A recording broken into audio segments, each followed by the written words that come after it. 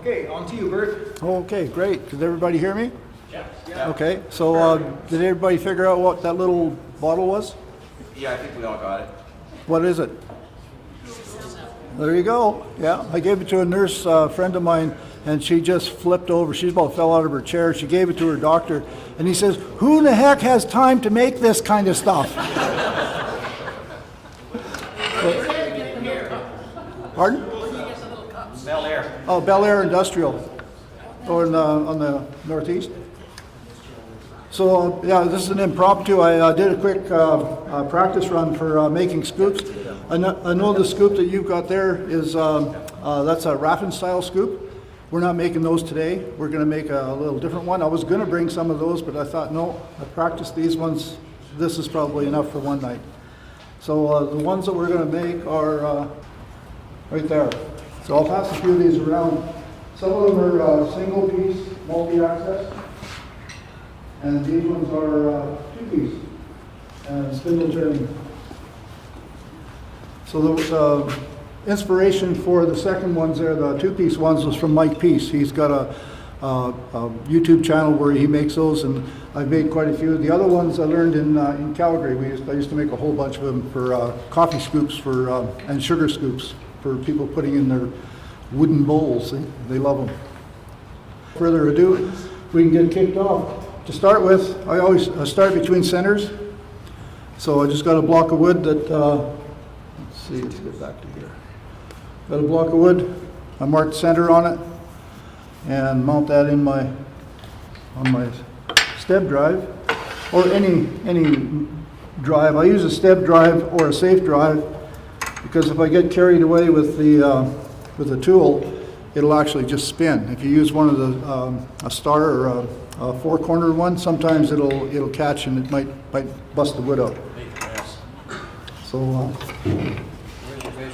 first thing we do on here is turn it around, and we're recording this, and I'll be posting my version of this on my site. But just so people will know where to find it, if you want to find these instructions, I will post them on here, so when you see it on the YouTube site, you can actually pause the YouTube and you can actually read my shop notes that I'm working from.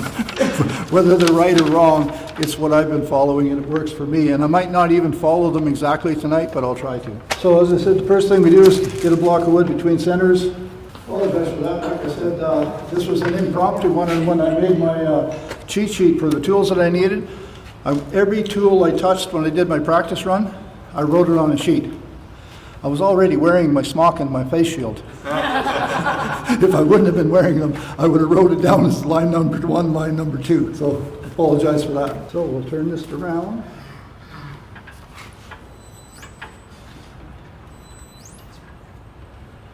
Bring it up to speed. Because we're between centers, I like to turn fairly fast on spindle turning. Can you still hear me? Good.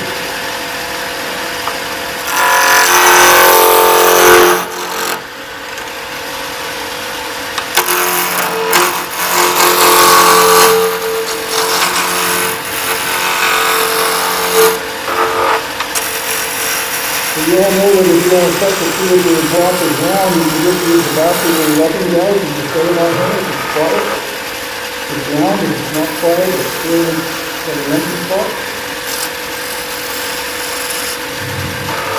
And of course, mostly what we need. The next thing I do is I put a tenon on one end. And when I put a tenon on, I generally break the edge because the wood hits the maple and it can get really, really sharp. You can cut yourself really quickly if you have a sharp edge.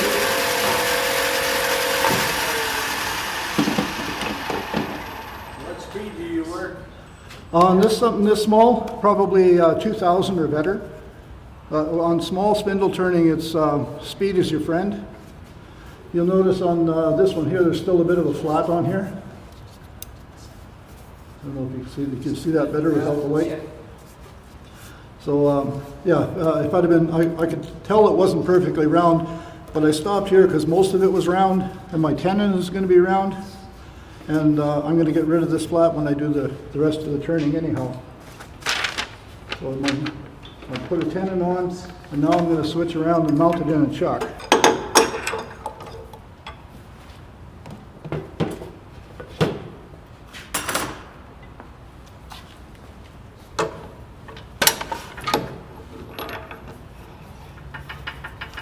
So I don't know which angle is going to be better, that one or that one. Probably that one, I guess, because that's going to show us where the action is. So how many of you have seen my demo where I did the owls? Anybody see that one? Yeah. So you could do the same process with this if you wanted to make a bunch of these. You could use the paper and the light process to make all of the balls exactly the same size. Because what I'm going to do now is I'm going to turn the end of this into a ball and make a handle on it. And I've done enough of them that I can use a template and get it close enough to round. It's really nice if you can get it as perfect a circle as you can, but it's not the end of the world if you don't. And so for tonight, I've got a template. And the template is just a little bit bigger than what this is, so I'm going to turn the ball down using this template. And I've got a few extras, and because I'm on a chuck now, I don't really need the tailstock. But being this far out from a chuck, there's always the possibility that if I get aggressive, it'll pry it out of the chuck. That's always a possibility. It happens. I'm going to try not to do it tonight, but if you're doing this at home, don't be surprised if you're out this 3 or 4 inches and you happen to have a catch. There's not very much grabbing on here, even though I've tightened it down. It could come out. That's the real world. I use a spindle gouge. Yeah. Okay, so the object now is just I want to try and find out where the switch is. So I'll use my template, and I'll just hold it up here and put a pencil mark there and a pencil mark there. It doesn't have to be exact. Just has to give me a reference of where the ball is going to be. Can you lift the mic up just a little bit? We're not really hearing it.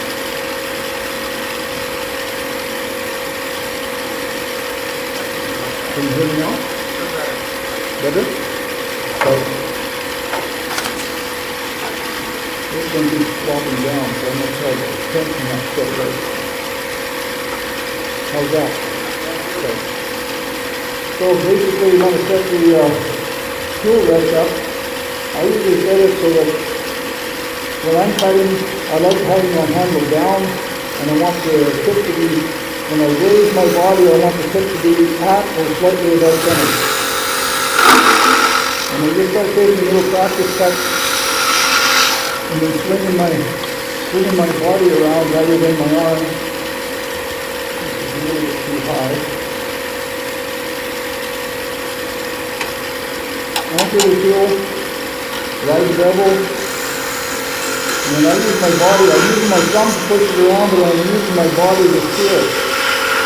So I'm not using my arms, I'm using my whole body to steer it. You have so much better control if you handle the tool within your body, and you move your body, and I'm lifting the tool, but the handle is always in my body, so it gives you more stability.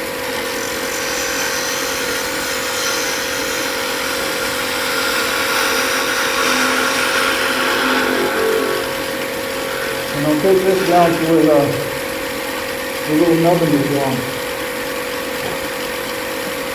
And then I'll check it with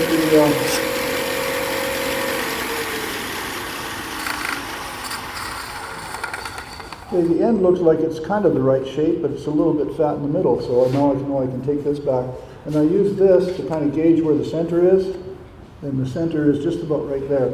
I could put a pencil mark on it, but I don't.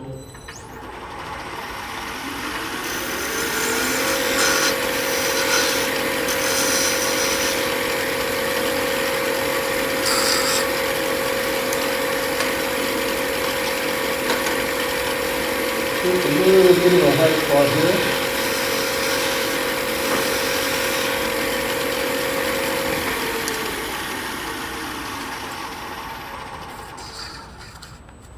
And that's getting a little bit closer. Just got to take a little bit here and a little bit there.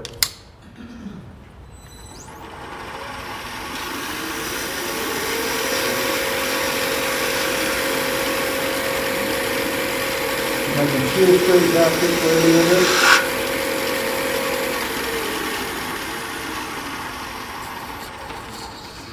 Yeah, that's not too bad. I can take it a little bit more right here just to get it around on the end.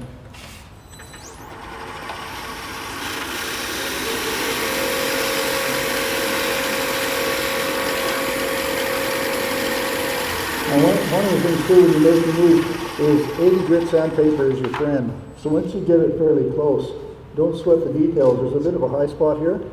I wouldn't sweat it. 80 grit sandpaper will take that down really quickly, even 120. Bert, when you put your gauge on there, put it horizontal instead of vertical. Then the camera picks it up better. Okay, yeah, so there you may be able to see that there's a little bit of a gap there. Yeah. But this little bit of a gap, if you take an 80 grit, even 120, that'll take that little hump off and it'll fit better. But for this point, at this point, I know where the center is. Now I'm just going to try and duplicate this on this side. So this is basically just pinning the color. I get myself some room on the back side here, get rid of the material. And again, I'm moving my body, not my arm. And if you take too big a cut, you got to push too hard. And I don't like pushing hard. I like letting the wood come to the tool. And then it cuts beautifully. Take your time. Make sure you feel you got it. And take your time. Don't push it. Don't rush it.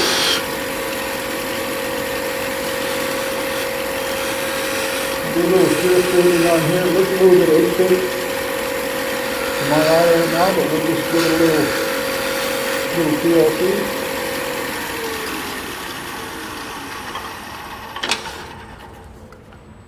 Okay, that's fitting not too bad. Now when you check it this way, you can just twist it. Right, so if you twist it like this, you can see whether, oh, I've got a high spot here and a high spot here. I don't know if you can see that on the camera. But now you can use this template because it's about the right size. As you trim this down, you just twist your template. And again, if we were making a dozen of these, I would use that paper process where I use a light and follow the shadow.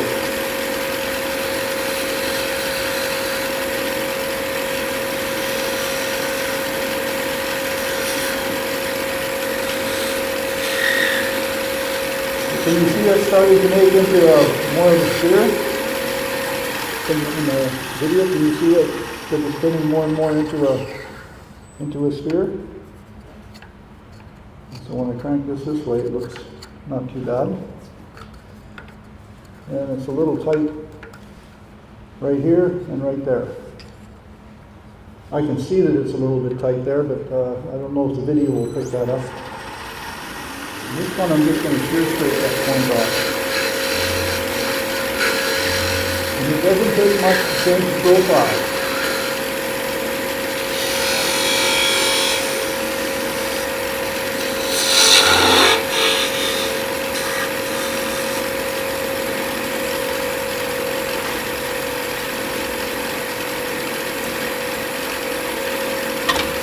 I'm not going to do a lot of sanding tonight, but I do want to take the fuel marks off of this one.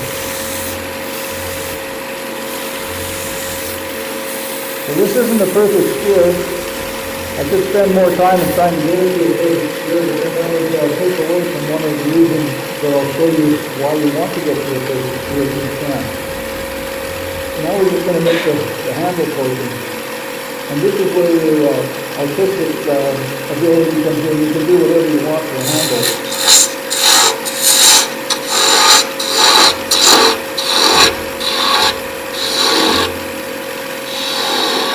I'm always partial to putting a bit of a transition period right here because it's so hard to make a really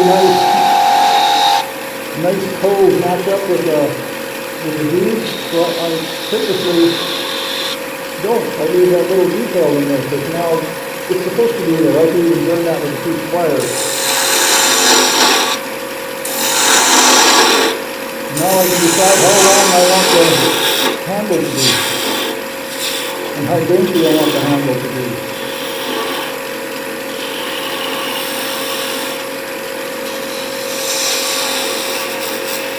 I'll blend these in.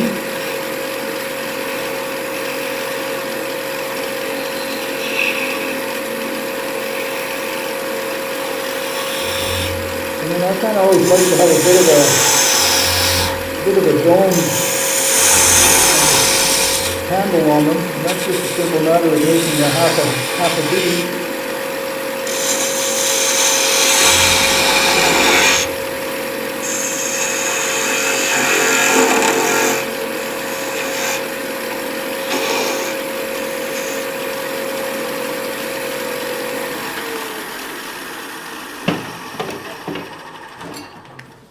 And I'm just going to part this one off. I could have parted it off with a spindle gouge, but just for shits and giggles, I'm just going to use a homemade parting tool here.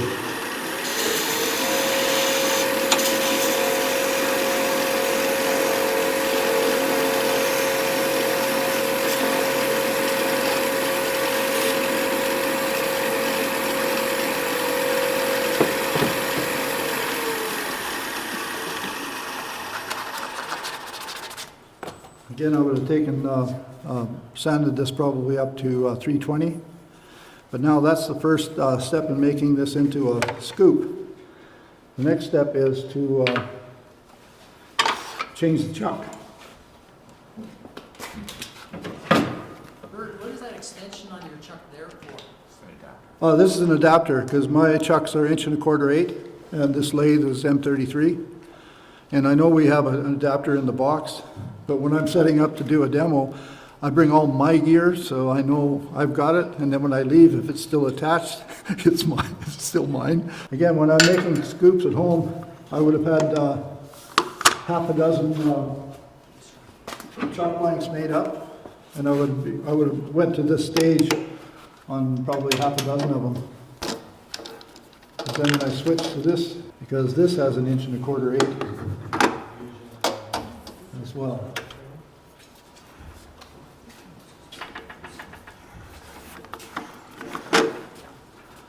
Okay, so this particular chuck, it's the only Nova chuck I have. It's a Nova G3, and Novas work backwards from all my other chucks. My other chucks are left righty-tighty, lefty-loosey. This one's backwards, or not.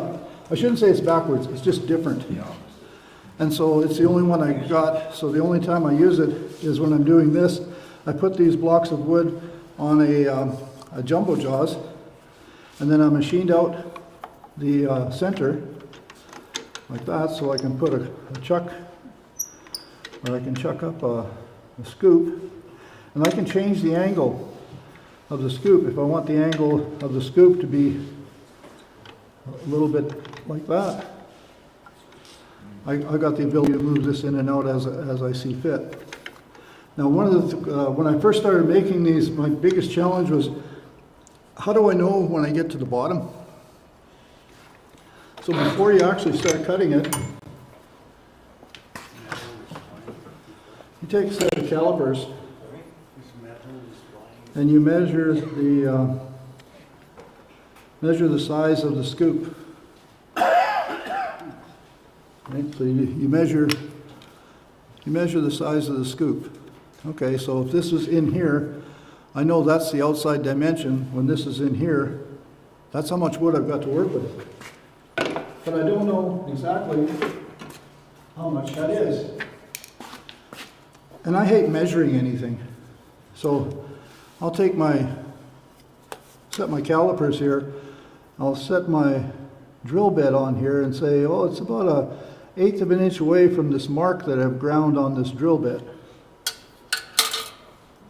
That mark there. I'll take a piece of tape. Which one was it? I have to keep going back and forth.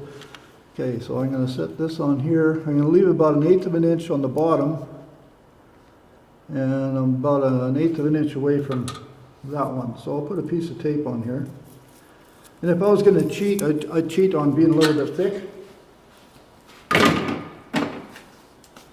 But now, how do I center this?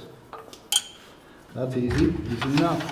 Once we've decided where I'm going to actually machine, am I going to put this as the face or cross grain face, I generally tend to try and use the grain so that when you look at the bottom, you got something to look at. This has got a bunch of rings, so I kind of like that. So I'm going to cut in on this side, because this side's kind of ugly.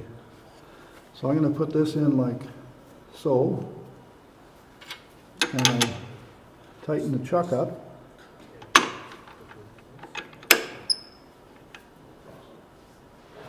And I'm going to go to kind of line this up a little bit if I can to the...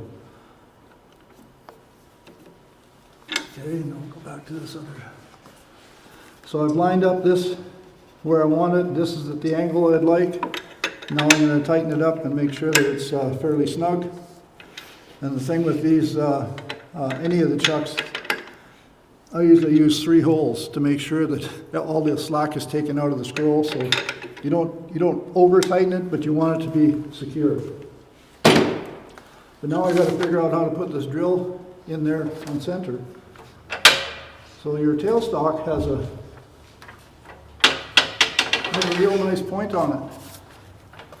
And if you bring this up and lock it and just run it in like that, lo and behold, you've got a little divot here that's perfectly on center. And so now you can turn your speed way down.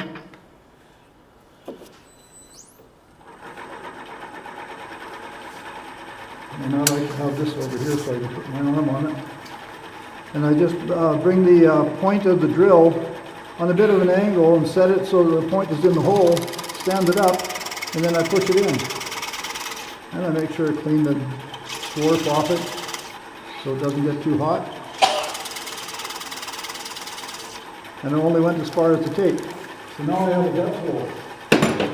One thing you'll notice if you use a drill like this and the hole's not centered, your drill will wobble.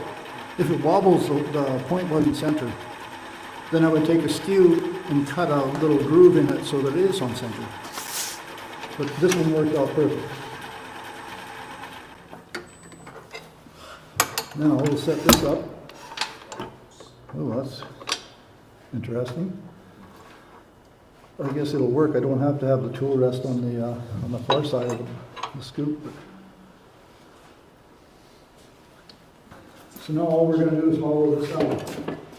But before I hollow it out, I generally like to flatten off the front so I know where the opening is going to be. And we'll see how this goes. Now again, because we're on jumbo jaws, I think they recommend the limited speed on the jumbo jaws is around 600. So whatever your jumbo jaws are, if you make one like this, then just respect the speed. Anchor the tool, that's way too high for me.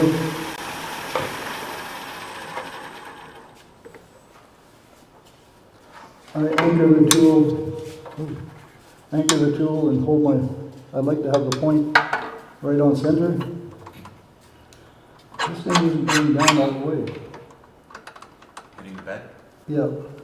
Post is probably too long for this particular. Yeah.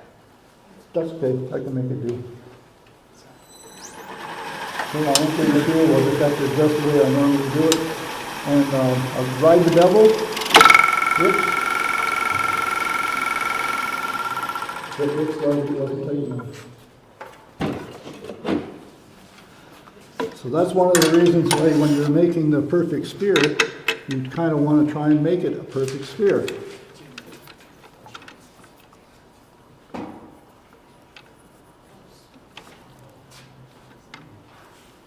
So we'll see if we can grab this again. I'll push it in a little bit harder.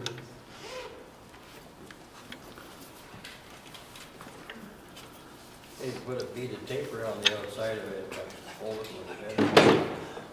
It might. Normally there's enough friction on the wood on there. You just want to make sure that when you turn this around that the handle sticking out doesn't hit the tool rest. Let me try this again.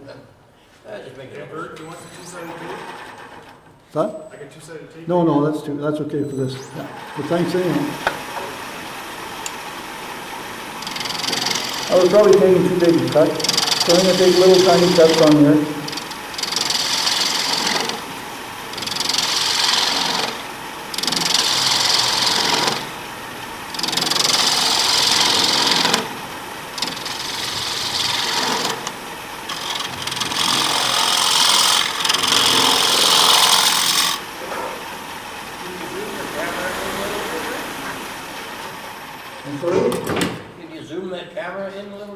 can't from here. You can, there is buttons you can do, but I don't do it when I'm actively demoing. Okay.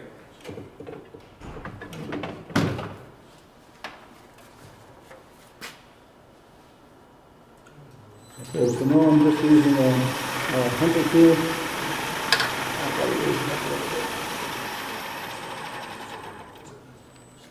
Using a what? It's a hunter carbide tool. Okay. It's got a little tiny carbide insert on it. And they like to work on center or slightly above.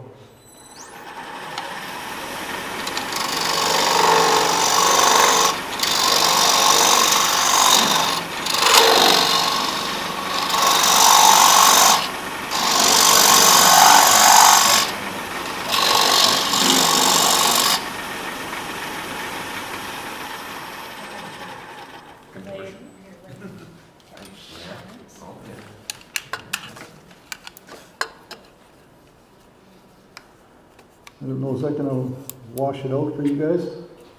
Yeah, it is a bit. Change Well, I gotta be able to see, otherwise they're gonna be, Just change the camera so we can. I know, it's this camera. So I can't, I've gotta be able to see it, because otherwise I'll blast it right through. So.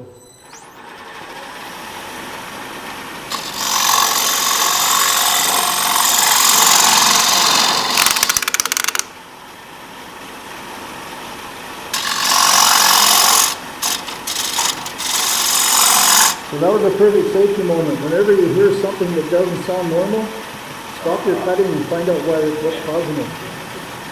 I planned that. That's a safety moment.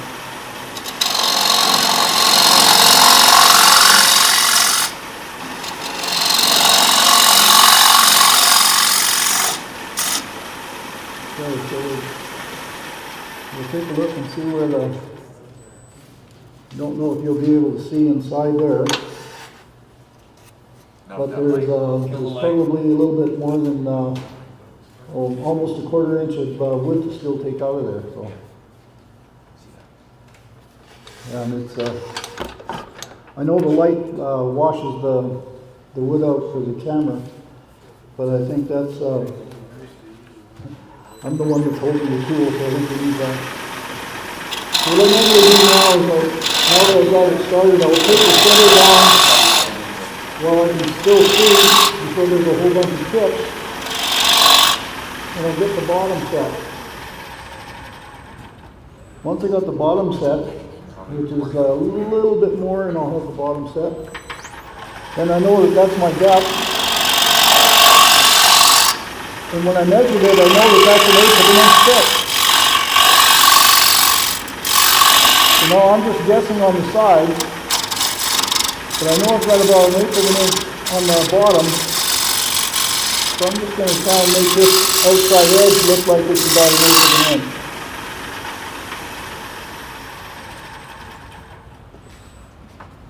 Well, one of the things to note with these hunter tools, I've had this hunter tool for just over 10 years, or last 10 years. I've never had to change it, and if it's not in my hand, it has the cover on it. I never put a carbide tool down without a cover. Because if I just touched it on the steel, it'll break the edge.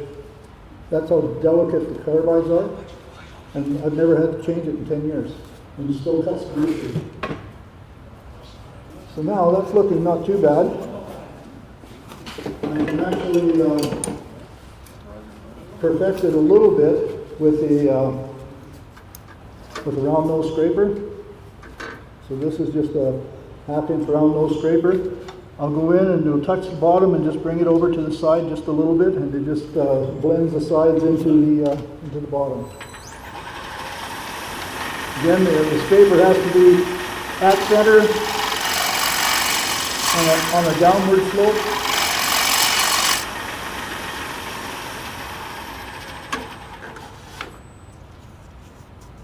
There's a little bit of a tool mark. Well, for this demonstration, it's probably okay. I could finesse it a little bit more by taking another tool in there and shutting it up.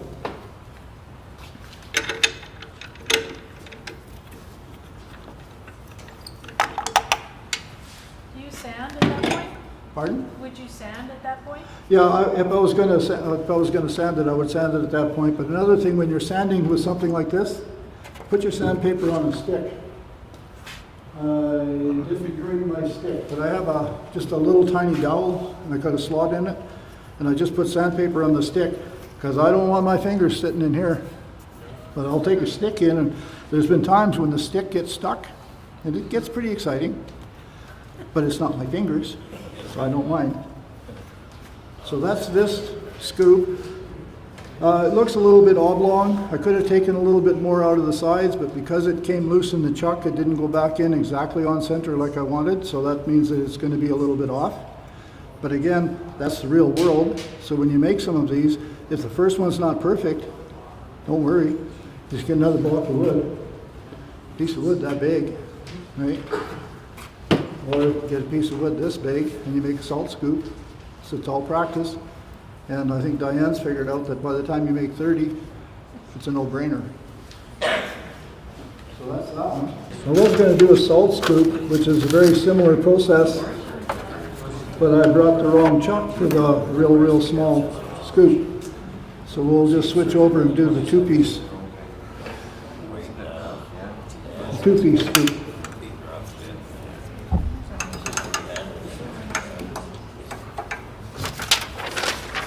Again, for the two-piece scoop, we do the same thing. We turn it around, we put a tendon on one end, and then we hollow out the end.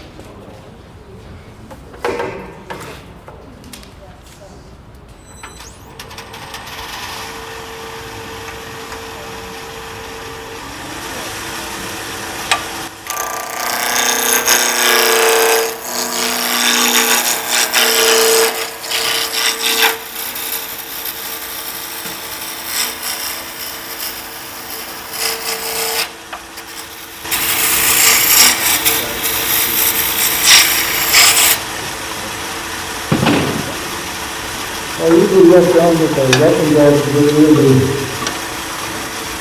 the big bump, and I really like to use the screw to keep the smooth and get a really nice finish. Once you get used to using the screw like this and you cut really nice shavings on here, and it's so nice and smooth that it's up to the sandpaper to actually screw it up.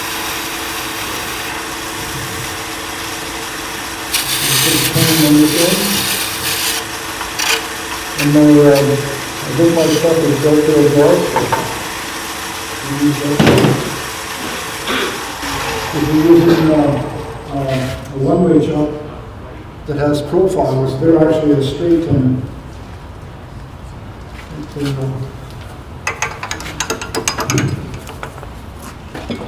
And it's really important to know what your jaws are, whether they're tapered or whether they're straight, because that impacts the amount of purchase you have on the wood.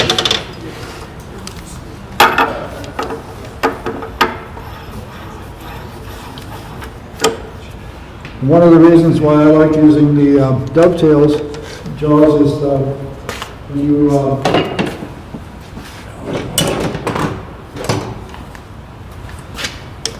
when you want to put something back in the lathe in the same spot, if it's a dovetail, it'll actually pull itself closer to the same spot. Even if it's not in exactly the same jaws, it's not bad. But what I normally do, if I'm really anal about going back in the same spot, I'll put a dovetail, but I'll burn it where the corner is. And that burn line is perpendicular. And if the dovetail jaws, sharp edge, go into that burn line, the wood's actually cauterized and hardened, so it'll grab it better than just plain wood. And so I end up doing that a lot with a wire burner. And then you can take it in and out, in and out, in and out, and it very seldom is off center. Sometimes you can mark it and put it on the number one jaw every time. That works, but I found that if I put a burn line on it, I don't have to do it. Oh, that's a little bit out of round. So let's see what either I've got the, there, I wasn't pushed all the way in.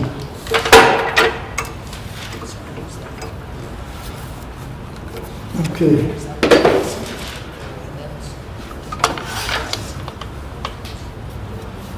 Yeah, that's pretty good. So now you can decide how big you want the scoop.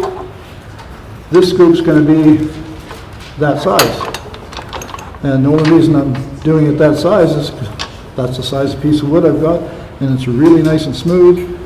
So that's the size of scoop I'm going to do. This would be something like for, if you're baking, it'd be big enough you could probably use it for sugar or stuff like that. And so now we just do basic spindle hollowing. And for spindle hollowing, I generally use a spindle gouge. Like I say, it must be a demo. Everything's going wrong. Because I just used all this, well, that's probably what it was. I was using all this equipment on Tuesday night, and I probably didn't check the batteries after we got done. And I was on for about 3 hours. So now we're before, and then, yeah. So it's back now. Okay. Sorry about that. I should have recognized that the very first time. So, spindle gouge on the rest. The point of the spindle gouge should be on center. It's just a little bit high. Oh, this is going to be challenging because this won't go down any further. Oh, maybe I can make it. It did go down just a little. Is the long rest somewhere around that you can pull that out? It might be, but I'll make this work. Again, the beauty of having a demonstration like this is not to show everything work perfectly. It's to find something that happens and then logically find a solution. And when I'm at home in my own shop, I'd already have everything set up. So I'm working on a strange lathe in a weird environment, so that's the real world. And that'll happen to you in your own shop as you're getting used to and getting your confidence level up. So we'll start this up. I like to turn it up around 2,000 RPM. And when I'm hollowing on here, I'm going straight in. This is basically a drill, and then I'll swing over a bit and just kind of scoop it out. I could do the Richard Rappin back hollowing, and I do that in my own shop, because I know all of my tools and where all the angles are. If I did it here, I probably launch the piece, and I don't want to do that. You start on center, and spin a little bit low.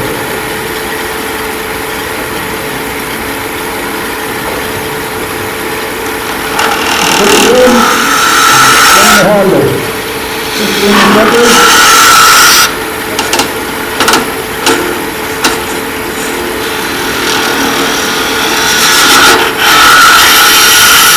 You can see the chicken wing out here. I like putting it under my arm, under my elbow, so I got control. It has to lift me right off the floor for it to do that.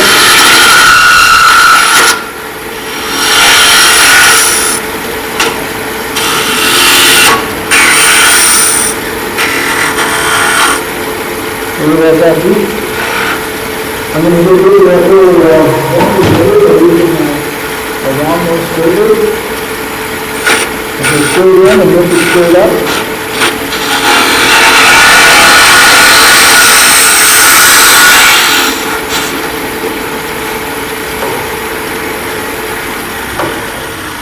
So to get rid of the little nubbin on the very center, I run the tool in on an angle below center, and then I bring it up like this and scrape it through the center, and that gets rid of the little button.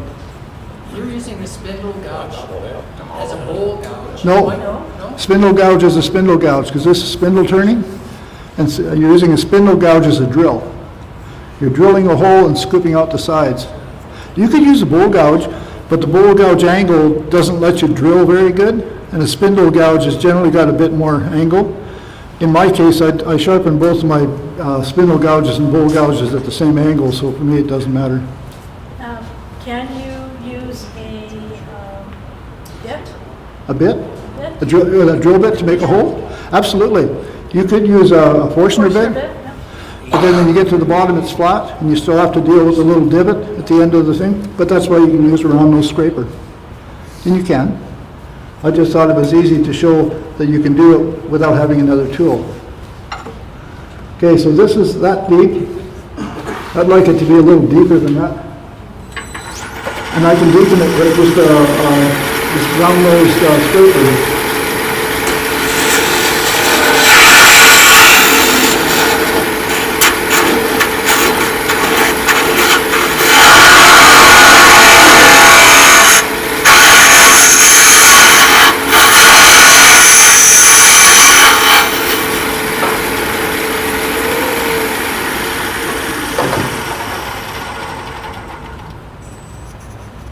Okay, that's a little bit rough on the side, so I'm going to use a single nose to smooth out the stuff.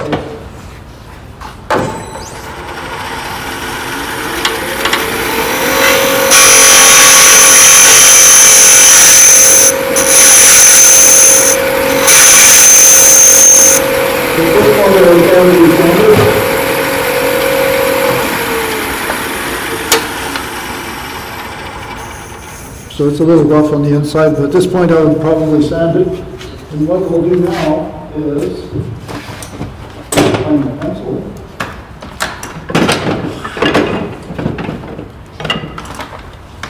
No, I just sent it. And use it again. So we want to know how deep that hole is. So we want to know how deep this hole is in here, so I put my pen in the center, put my thumb on here, and I put a mark. Okay, so that's how deep the hole is. But we're going to make a two-piece scoop out of this, so we need to have a handle. So we're going to decide where we're going to put the handle. Are you going to put it on the end grain or the cross grain? Or if there's some place where it's going to look really pretty with it sticking out. On this particular one, I think I'll put it here on the, this is kind of the curlicue kind of the wood. I'll leave that on the other side.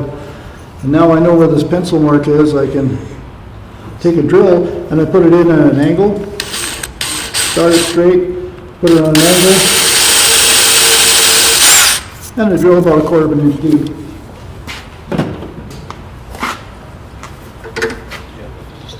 And again, now I would do all the sanding that I was going to do on this one. At this point, turn the speed down. I just want to sand and get rid of that pencil mark. And of course, like I said, I'll spend the time to do the sanding up to about 320 on the inside. And then I generally check to see whether this hole actually came through the body of the cup, and it didn't. It's not a problem if it does go into the inside of here, it doesn't really matter. But I like to put them in, on an angle a little bit below. And then we'll part it off.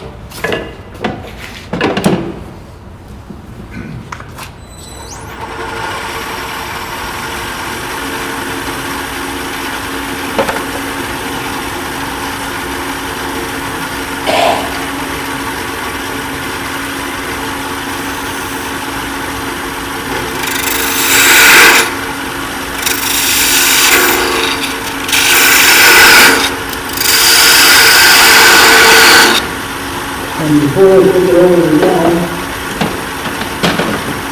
spindle ball will dress up this corner.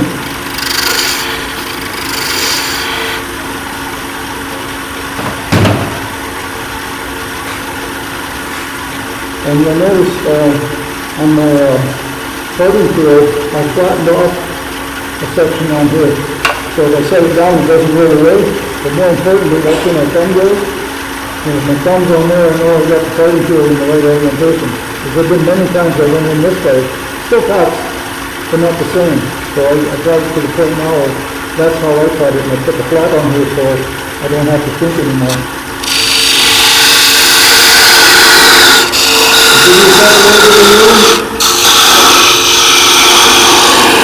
you don't give yourself a little bit of room, the cutting tool will actually burn the wood a little bit.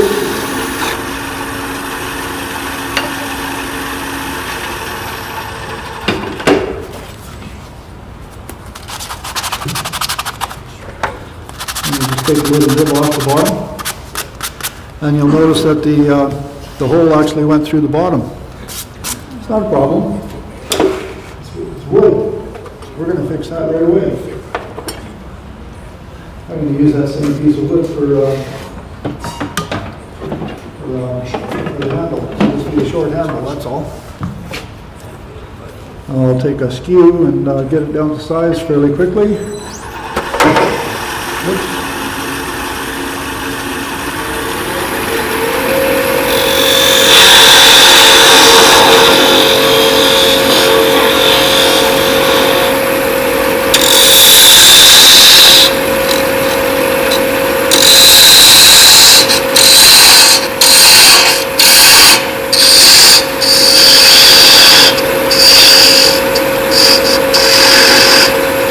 Now I'm going to make a tenon on here that's going to put into that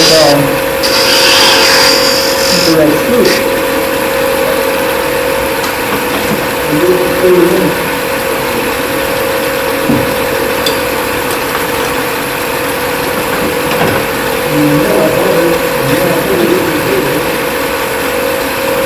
So I need this little tool. This is a 1/4 inch wrench, and I've sharpened this side. So the bottom side isn't sharp, the top side is.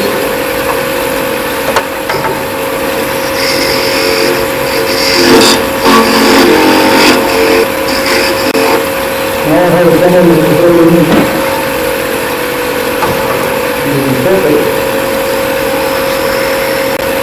And the tip is perfect.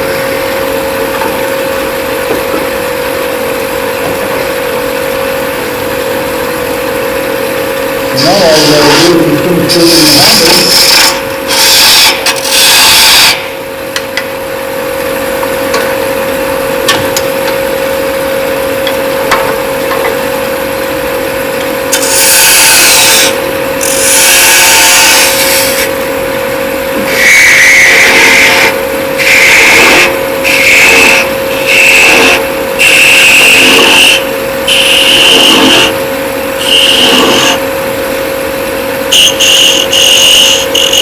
And I like to concave this just a little bit, so when it goes into the scoop, my tubular lathe.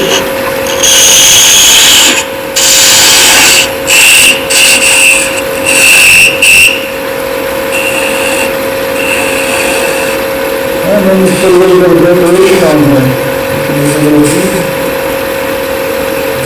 This way. There, and pull it off.